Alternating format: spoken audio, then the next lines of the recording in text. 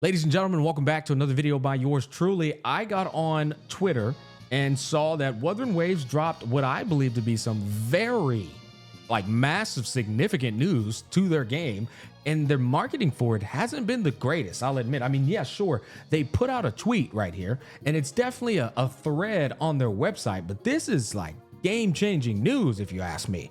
We're getting an elemental system, apparently, based off of this, what I've seen. We're getting a whole elemental system, which admittedly, as much as I praise Wuthering Waves, it's had one of the most worthless elemental systems that I've ever seen. It's just like, bro, you might as well just take the elements out the game because we don't even use them, man. Apart from your little debuff that you put on bosses to just pretty much, you know, split up what characters belong to what, it was kind of useless. And so this, I'm really excited about.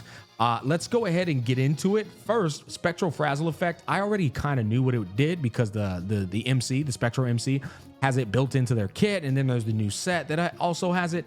But this is like a whole dot. This is a whole dot effect. This is completely new, which tripped me out. And I guess it's coming in with Phoebe, but I don't believe it's only pertinent to Phoebe. I think it's just going to be whoever has the Spectro frazzle buff built into their kits, which blows my mind because what that means is Kudo Devs is still evolving their combat, which is so cool to me. Like, we're getting new combat disruptive mechanisms put into the game, and I don't even remember what month we're on. We're definitely coming up on a year here eventually. What is it, like May? But I'm looking at this, and what I see is it's quite literally a copy and paste mathematically from Genshin Impact. Their formula, their elemental reaction system, a large portion of their elemental reactions are completely dependent on your level, the enemy's defense, and the enemy's elemental resistance.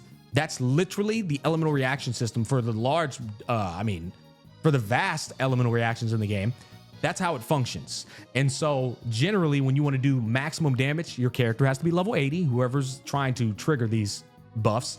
You want them to be as high as a level as possible because the scaling's insane. Like, if you're level 70 and then you're level 80, that debuff, Spectro frazzle for example, it's going to be significantly higher in damage.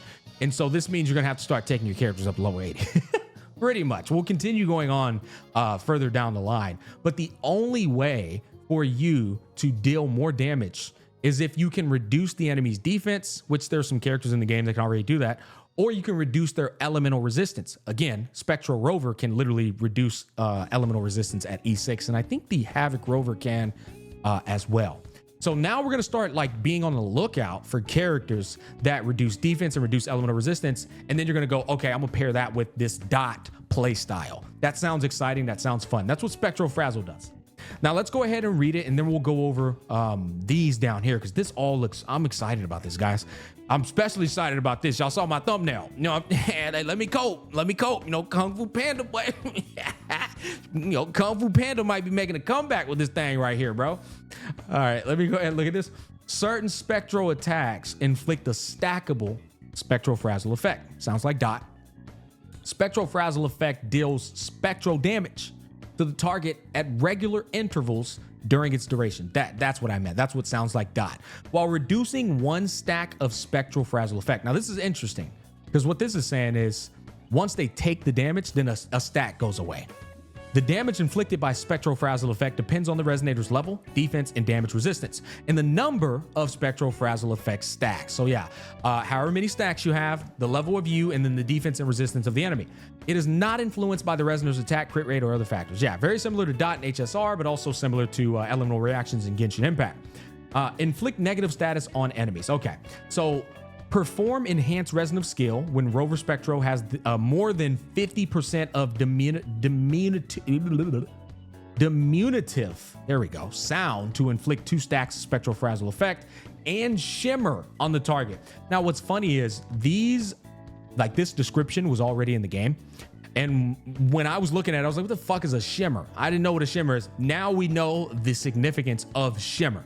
So targets affected by shimmer retain their Spectro frazzle effect stacks, even though the effect normally decreases stacks upon dealing damage. So, you know, up there, it literally said if you do a tick, it takes a stack away. Well, if you put shimmer on them, it retains the stacks. What that means is you're going to be on the lookout for, I guess, particular Spectro characters that can inflict shimmer on a target. That way you can ensure that you always have maximum Spectro frazzle stacks to do maximum dot damage.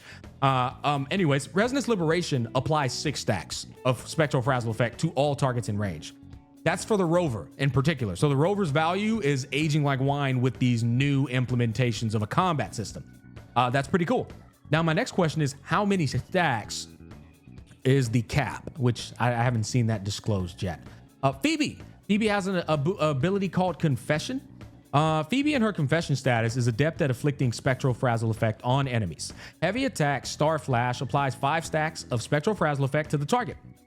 Okay, so just her heavy attack, 5 off rip. Upon entering the Confession status, Phoebe can immediately perform heavy attack Star Flash twice. So that's 10 stacks. Okay, how many cap? Where's the stack cap at? Because this already sounds like a shit ton of stacks. Resonance Lib inflicts 8 stacks of Spectro frazzle. This is just for Phoebe in particular. Yeah, so Phoebe's a Spectro frazzle stacking machine. If multiple resonators apply Spectro frazzle effect to the same target, its base damage is determined by the highest level resonator. Okay, now this is massive, especially for casual players and people who don't want to get sweaty with rotations and have a brain fog of, oh, who do I do it with first? Doesn't matter. They're going to pick the highest level character that's inflicting it on your team and make that the representation of the stacks. So if you have a level 70 Spectro Rover and a level 80 Phoebe, both inflicting Spectro Frazzle, the level 80 Phoebe is the one it's going to prioritize as the stack value. That's huge. That means you're going to always do the maximum damage. So that's good. Now, this says, in addition to the inherent effects of negative status, some resonators receive extra bonuses when battling foes with negative status. This is where the good old gotcha concept comes in, right? This is where they're gonna sell you to pull on the limited banner characters, because surprise, guys, the limited banner characters they're promoting are gonna have a bit more bang for their buck with the Spectro Frazzle negative status. Phoebe's going to be obviously one of them. Phoebe in her Absolution status gains increased combat strength against enemies with Spectro Frazzle effect. Basically, she's stronger when they have Spectro Frazzle stacks. Her heavy attack benefits from an enhanced damage multiplier, and under Absolution, she can perform it 4 times. The outro skill also boasts an enhanced damage. What is that? Brother, I didn't see that in the live stream. She just floating across the sky, bro. Like, damn, what in the Lux? That looks really cool. I need to check her out. I still haven't looked at, I still haven't seen anything on her, actually, apart from the live stream. Okay, negative status effects can be enhanced by certain weapons. Ooh, Sonata effects and echo skills. Choose your tactics wisely by selecting weapons and echoes that boost your combat effectiveness. So it seems like you're going to be trying to build certain echoes and a whole entire build revolving around the Spectro Frazzle effect. That sounds really cool, to be honest. If you're a dot player, you're going to enjoy that playstyle, I would imagine. Other negative effects, Tectone. Techless, he's going to enjoy that. Now, this is the important part, because I want to see what they cooked up here with these elements. Did they differentiate the elements enough to make them feel unique and distinctive, or is it kind of like a lazy design? That's what I'm looking forward to seeing here. Aero Erosion. I'm really excited about this one because, you know, and I'm a Kung Fu Panda love. My Kung Fu Panda love is still top shelf tequila, guys. Jian Shin, otherwise. Certain Aero attacks will inflict stackable Aero Erosion on enemies. Aero Erosion inflicts arrow damage on the target at regular intervals as long as it lasts, with more stacks resulting in greater damage. Okay. This sounds exactly like Spectro Frazzle. So it seems like it's the literal one-to-one concept of Spectro Frazzle. Put some stacks on them. They're going to take damage in intervals, just like Spectro Frazzle. The more stacks, the more damage, and then it lasts as long as, obviously, you're able to inflict Aero Erosion with the character. So I imagine they're going to implement this into characters' kits retroactively the same way they did with Spectro Rover, I think. On one end of the spectrum, my Kung Fu Panda gonna be doing some more damage if I just pop a ult and do what I always do with her, except now she's doing dots on top of the damage she's doing. I'm really hoping that's the case. But on the other end, this seems a bit lackluster. I feel like the wind element, and this is stepping into subjective territory. Objectively, I think they're lazy because it's just kind of the same concept as it's actually the same concept as Spectro Frazzle. Subjectively, I don't like it just because I feel like the wind element could be a bit more, I don't know. It's got, I feel, a bit more expression due to its literal element, the wind element. I feel like what they could do maybe is I don't know, regenerate energy, regenerate concerto meter, regenerate forte circuit, pull enemies in. I'm not saying these have to be like the actual ideas, but I feel just giving the wind element another dot effect, kind of lazy if you ask me. You know what I mean? Like at least kind of separate it a bit. Hell, it's just the same thing, just the wind element from the Spectro frazzle. But like I said, if it increases my Kung Fu Panda's damage, then hey, you know, I ain't really tripping on that. All right, let's look at the Havoc Bane. Certain Havoc attacks will inflict Havoc Bane on enemies. Havoc Bane accumulates stacks automatically. Oh, interesting. While it remains active. Okay. So you don't have to stack it up. It'll stack itself up once you inflict the Havoc Bane. Interesting. Okay. Once it reaches its maximum stacks, it deals Havoc damage to the target, removes Havoc Bane, and applies Havoc Bane to nearby characters. Oh, now that is a good cook. That is called cooking, being distinctive, and being unique. So it seems to me like it works akin to the quantum element in HSR. Once it reaches its maximum stack threshold, explode for some big dick damage, hopefully. But it removes the Havoc Bane after that, and then spreads to nearby enemies. That sounds fucking cool, bro. That's some Diablo ARPG type shit there. Yeah, I like that. I really, really like that. Oh man, that sounds so cool. Now I'm jealous. I wish my Kung Fu Panda had something like that, man. She just got some weak ass dot over here. Maybe that dot does some damage, dog. Like I said, if it really brings my Kung Fu, all right, stop coping, smack. Fusion Burst. I'm expecting some type of burn, probably another dot. Who knows? Certain fusion attacks will inflict stackable fusion burst on enemies. Okay, sounds like dot. Once fusion burst hits its max stacks, it ignites. Oh, never mind. And removes those stacks, just like the Havoc Bane, dealing fusion damage. Oh, but it does not apply it to nearby characters. It doesn't spread like a fucking virus the way Havoc Bane does. It just removes the stacks, just like Havoc Bane, explodes, and then GG's. So that means more than likely, I guarantee you, Fusion is gonna have it's gonna have a much more potent explosion multiplier than Havoc Bane because it doesn't spread, right? So it's just like a big nuclear bomb based off what I'm reading. No spread. Havoc Bane, bomb, boom, not as strong, but spreads. That's how I'm reading that from those two. I like that. That's still differentiating. It's a hell of a cook. I was expecting a burn dot, honestly, so I actually really like that. Glacio, without reading it, freeze, right? Why the hell would you not have a freeze on the ice element? Come on now. Certain Glacio attacks will inflict stackable Glacio chafe on enemies. As Glacio stacks increase, the target speed gradually decreases. Okay, so they get slower. Ooh. Upon reaching max stacks, the target is frozen and the stacks are removed. That's what I would imagine. Now, as long as they balance this, I think it's gonna be fun. In fact, I actually love freeze playstyles. I love building around them, especially again in ARPGs and stuff. But freeze can be a very broken thing. Obviously, like completely taking away an enemy's mobility or their ability to move at all, especially when pertaining to bosses inside of a game where combat is very significant, that could be broken. So as long as they balance it, right, and you're not just perma freezing bosses and can't move. I mean, God, Carlotta's already broken, bro. Holy shit. You gonna make her more broken and they can't move? As long as that's balanced, I think this will be great too. And I'm sure they will. You just got to handle it with care. It's one of those elements you got to handle with care.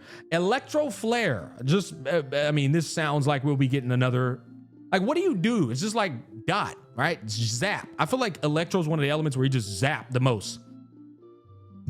Certain Electro attacks will inflict stackable Electro Flare on enemies. While Electro Flare is active, it weakens the target's attack with more stacks, further reducing their strength.